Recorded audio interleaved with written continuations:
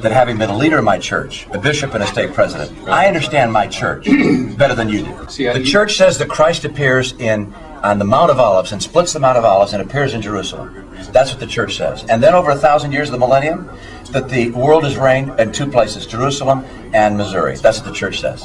You know, I was previously stunned for just how few people Sarah Palin was a deal breaker for.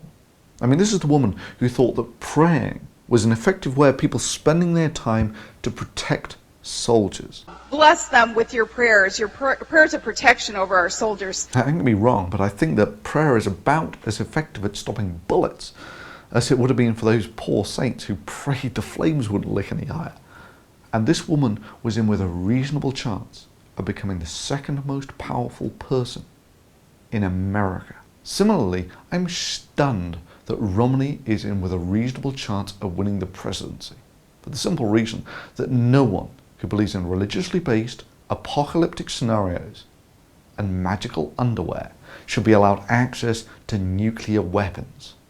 No exceptions. Christ appears in Jerusalem, splits the Mount of Olives to stop the war that's coming in to kill all the Jews. Our church believes that. So what about Obama? Hasn't he been a bit of a disappointment? Well, maybe. But in many ways, Obama's greatest achievement was something that he never actually did. He didn't start any new wars. Indeed, he arguably brought an element of closure to some of these conflicts. Tonight, I can report to the American people and to the world that the United States has conducted an operation that killed Osama bin Laden, the leader of Al-Qaeda.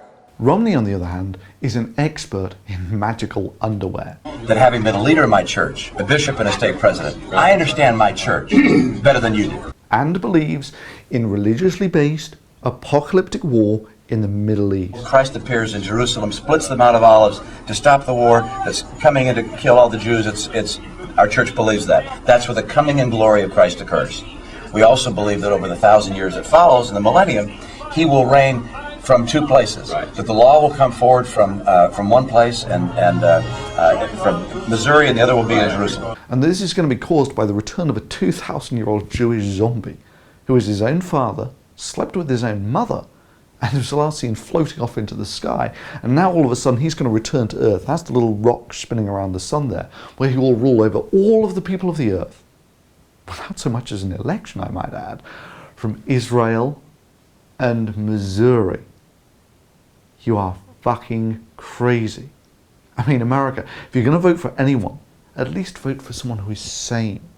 And if this is too much to ask for, at least don't vote for someone who is insane. Because if history has taught us anything of late, it's that religious nutters, on a mission from God, quoting religious scripture.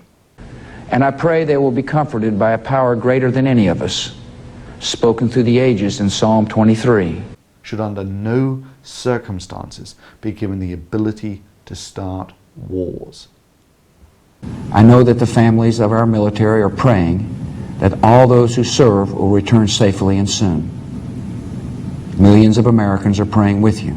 Bless them with your prayers of protection over our soldiers. Now that conflict has come, the only way to limit its duration is to apply decisive force.